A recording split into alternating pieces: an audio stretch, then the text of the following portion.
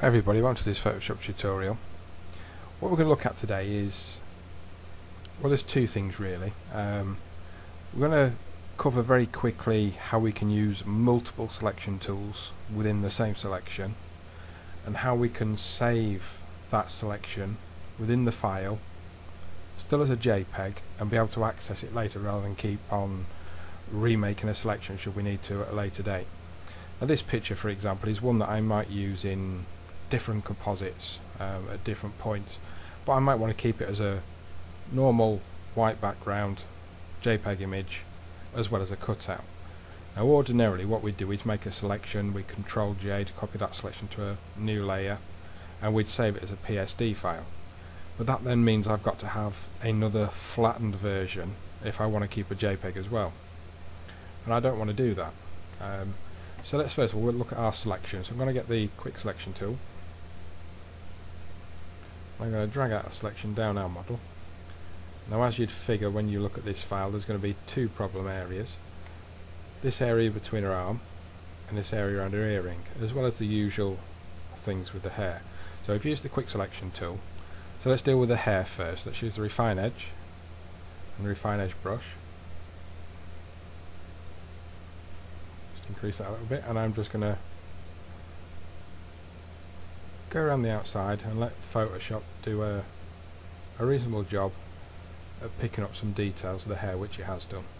The quick selection tool works great when it's got areas of high contrast, and the refine edge really is good for hair. It's probably about the best tool you're going to use. So I'm going to click OK and output back to selection. So now we have a reasonable selection. You can still see it's missed some of those hairs, but it's picked up quite a few, and for the sake of the demonstration that'll do. So what we'd ordinarily do is press our Alt key and we'd try and subtract this area in between, but you can see because a shirt's got a really bright rim light on it, it's picking up the shirt again, so then you try and push it back in and you kind of get in there, but you can see it's like a little bit messed up. It's just not quite right. So what I'm going to do is I'm going to forget that. I'm just going to select it all again, and it's going to be the same with this area here.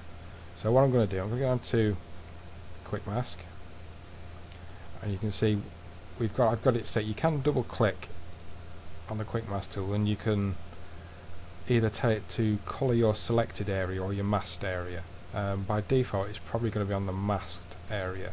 I generally set mine to selected area, just I find it a little bit easier. So going into the quick mask,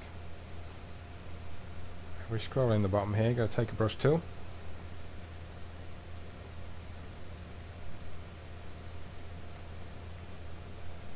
I'm going to swap to white. I'm actually going to run over a little bit, simply because I find it a little bit easier to overpaint sometimes and then paint it back in. I just find it a little bit easier to see. I'm going to zoom right in here. So now I've pressed X to swap my colours back again. I'm going to paint back over that area. Swap with the X and just trim that back.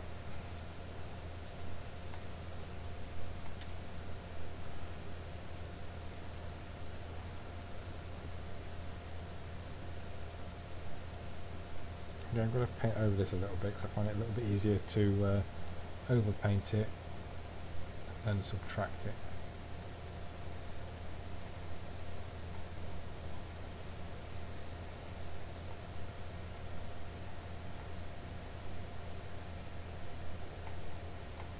I'm just going to increase the hardness on that brush a little bit so it's a little bit easier for us to get a more defined line.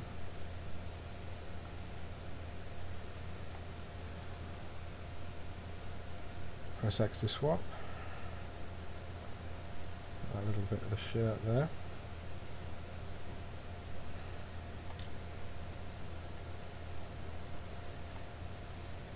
And that bit there. So now we've used our quick selection tool, we've used the refined edge, and we've used the quick pass. Now I'm going to press Q again. And it's going to drop back out to our selection. So now we've made our selection. We've only made one selection, but we've utilised the quick selection tool, the refine edge tool, and the quick mask tool, all for the one selection. So that hasn't took us too long, and it's not too big a deal, but if you were to, for example, we could go to select and save selection, and that's great while we've still got the image open, but as soon as we close the image we've lost that information. The only way we could keep it is keeping it as a PSD file. And like I said, we don't always have oodles of hard drive space, and we don't want multiple copies of files. Things just get a bit messy. So what you can do is click on your path, and down the bottom here you'll see, ignore these first two, these third and fourth ones. This one will make a path from your selection. So if I click on that, so it's now drew a path for us around there. If I click back on selection, it makes it back to a selection again. The difference is, once you've made your selection and create it into a path, and then you close your file,